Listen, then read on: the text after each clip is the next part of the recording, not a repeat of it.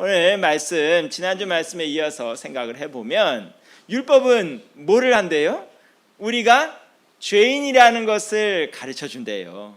율법을, 하나님 말씀을 읽으면서 우리가 깨달아야 되는 것은, 따라해 볼까요? 나는 죄인이구나.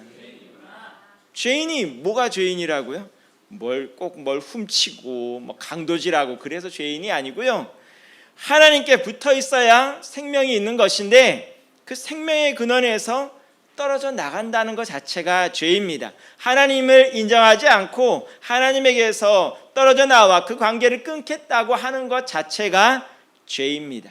그런데 문제는 우리가 그 관계를 끊었기 때문에 우리가 그 관계를 회복시킬 방법은 없습니다. 우리가 끊는 건 우리 멋대로 끊었다 치지만 그거를 회복시키는 것은 우리의 몫이 아니라는 소리입니다. 왜 그럴까요? 상대편이 용서를 해줘야지요. 이 얘기가 이상하게 들린다면 연애 얘기로 돌아가 보면 됩니다. 남자친구, 여자친구가 있었어요. 남자친구, 여자친구가 있었는데 남자친구가 한눈을 파는 거예요. 그래서 여자친구에게 큰 상처를 주고 다른 짝을 향하여 떨어져 나갔어요. 그야말로 빠이빠이 하고 가버렸어요. 그러면 이 남자친구와 여자친구의 관계가 회복되려고 하면 누구에게 칼자루가 주어져 있는 거예요? 여자친구에게 칼자루가 주어져 있는 거죠. 여자친구가 용서를 해줘야 다시 이 관계가 회복되는 것이지, 남자친구 멋대로 다시 너하고 사귈래 한다고 사귈 수 있어요? 그럴 수 없잖아요. 우리가 하나님에게서 떨어져 나왔기 때문에 그 관계를 회복시키는 것은 하나님께서 용서를 해주셔야, 오케이를 해주셔야 그 관계가 회복될 수가 있는 것입니다. 그런데 그 관계는 그냥 회복될 수 있는 것이 아니라 대가가 따라 붙습니다. 우리가 무엇이든 관계를 망쳤다면 거기에 대해서 그냥 관계를 회복시킬 수 있는 것이 아니라 뭔가 대가가 따라 붙습니다. 단순히 금전을 말하고 있는 것이 아니라 거기에 대해서 정말 눈물 어린 잘못했던 고백이 됐든 뭐가 됐든 뭔가 대가를 치러야만 그 관계가 회복되는 것이지, 그냥 그래 오늘부터 다시 사귀자 한다고 회복될 수 있는 것이 아니라 이 소리입니다. 하나님께서는 우리와 하나님과의 관계를 회복시키시기 위해서 엄청난 대가를 치르셨는데 그 대가가 뭐래요? 바로 예수 그리스도의 피입니다. 십자가의 보혈입니다. 엄청난 대가를 치르면서 하나님과 우리의 관계가 회복이 되었습니다. 여기에 대해서 우리가 잘한 게 있어요, 없어요? 잘한 게 없어요. 왜 없냐 하면 하다못해 이 관계를 회복시키는 데 있어서 다시 불러주신 분도 하나님이시기 때문입니다.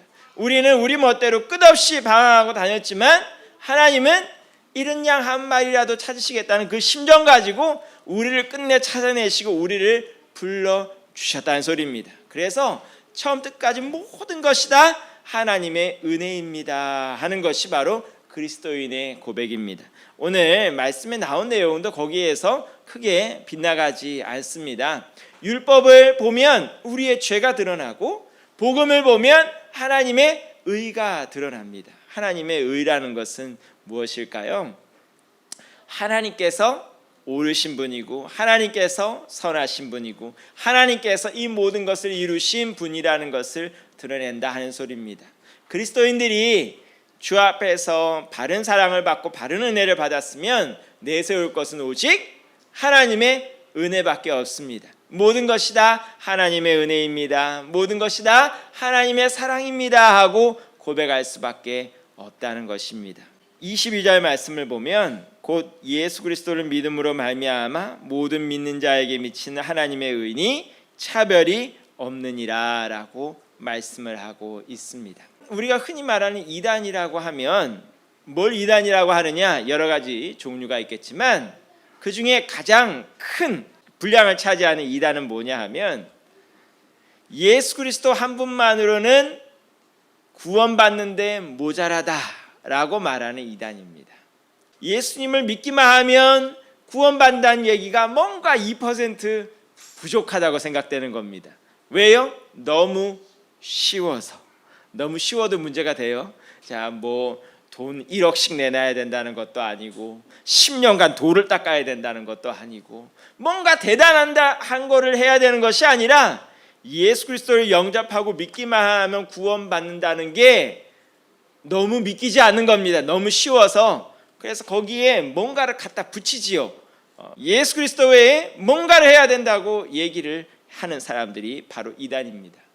오늘 말씀을 보면 예수 그리스도를 믿음으로 구원받는 것, 여기에서 예외 조항이 있대요, 없대요? 예외되는 사람이 한 사람도 없습니다.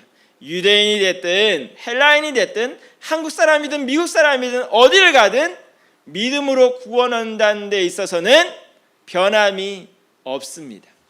오늘도 반석영광교회는 바로 그 하나님의 영광을 드러내기 위해서 부름을 받은 교회입니다. 그래서 반석영광교회 앞에 있는 반석은 여러 가지를 의미해요. 마태복음에 나오는 이 반석 위에 교회를 세우리니 하는 그 반석, 믿음을 의미하는 반석도 들어가고요. 하나님이 우리의 반석 되신다는 것도 의미하고요. 여러 가지를 의미하는 반석이고요. 영광은 누구의 영광일 것 같아요? 하나님의 영광이에요. 여기 있는 목사의 영광도 아니고 장로님의 영광도 아니고 그 누구의 영광도 아니고 바로 하나님의 영광을 드러내는 교회. 그래서 반석영광교회는 30년 전에 세워졌을 때부터 내놓은 모토가 있어요. 무엇을 표어로 내걸었을까요? 따라해볼까요? 하나님을 찬양하는 교회. 그 누구가 찬양을 받고 높임을 받는 교회가 아니라 바로 하나님을 찬양하는 교회. 그것이 반석영광교회입니다. 그리고 여러분들이 찾아보시면 알지만 전국에 수많은 반석교회도 있고 영광교회도 있지만 반석영광교회는 딱 하나입니다. 어떻게 다른 분들이 생각을 안 하시는 건지 못 하시는 건지는 알 수가 없는데 수많은 교회들이 이름이 겹치는데 반석영광교회는 전국에 제가 아는 한 아직도 딱 한 개입니다.